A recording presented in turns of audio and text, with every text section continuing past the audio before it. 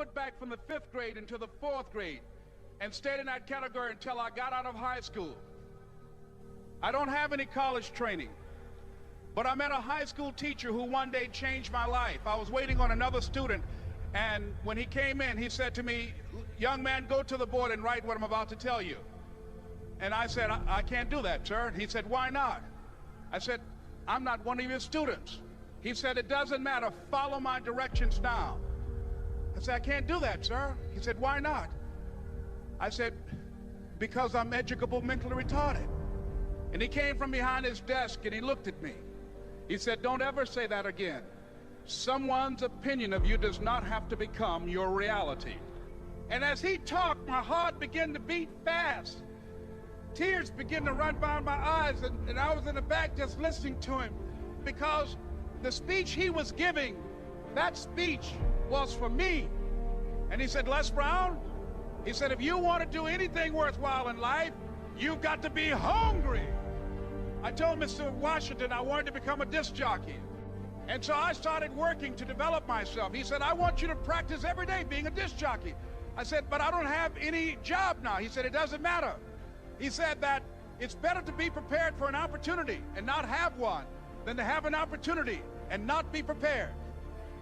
And as I was working to develop myself, I applied for a job as a disc jockey, WMB, on Miami Beach. I went to a guy named Milton Butterball.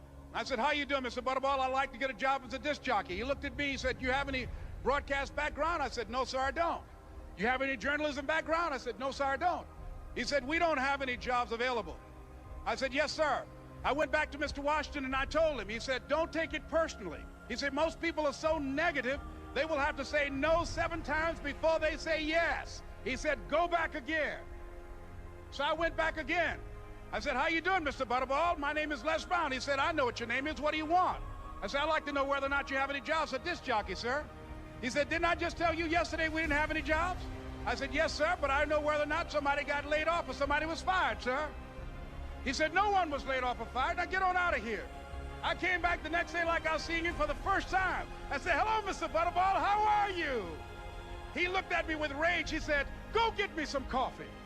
I said, "Yes, sir." And I went to get him some coffee. After a while, I would get their lunch and dinner, and I would go in the control rooms and take the disc jockeys their food, and I would not leave until they would ask me to leave. One Saturday afternoon, while I was at the radio station, a guy named Rock was drinking while he was on the air. I was the only one there, looking at him through the control room windows, walking back and forth, young, ready, and hungry. Pretty soon the phone rang, and it was the general manager. And I answered the phone. I said, "Hello?" He said, "Les, this is Mr. Klein." I said, "I know."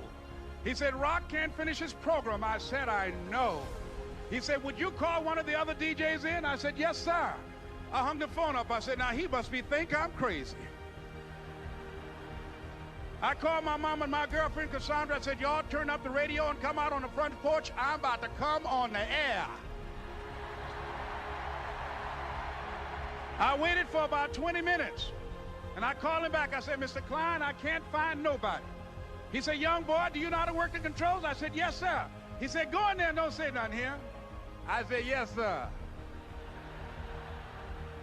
I couldn't wait to get behind those controls. I put on an old Stevie Wonder record called Fingertips. I sat down behind that turntable. I said, "Look out, this is me, LB Triple P. Les Brown, your platter playing papa. There were none before me, and there will be none after me. Therefore, that makes me the one and only. Young and single and love to mingle, certified, bona fide, indubitably qualified to bring you satisfaction, a whole lot of action. Look out, baby, I'm your love man." I was hungry. I was hungry. You gotta be hungry. Begin to know that you have greatness within you. And if just one of you here begin to envision yourselves as being blessed and highly favored to reach your goals, if just one of you capture the essence of what that means, that you have greatness within you and a responsibility to manifest that greatness, that you can make your parents proud, you can make your school proud, you can touch millions of people's lives, and the world will never be the same again because you came this way. It was hard, ladies and gentlemen, coming to speak to people. And I was facing financial difficulties in my own life. I was behind on my bills and my dreams, and I'm saying to them, you can live your dream. It was hard, ladies and gentlemen. It was very difficult to pick myself up each day believing that I could do it. There were times that I doubted myself. I used to ask myself, can I do this? And something said within me, you're the one. Don't give up on your dream. By continuing to push forward, by continuing to run toward my dream, that one day I would have my own talk show. It's a long shot, ladies and gentlemen, from Liberty City, an abandoned building on a floor, never knowing my mother or father. It's a long shot. Being here with you today in this dome in Atlanta, it's a long shot. No college training, labeled educable, mentally retarded, but I kept running toward my dream. Don't stop. Don't stop running toward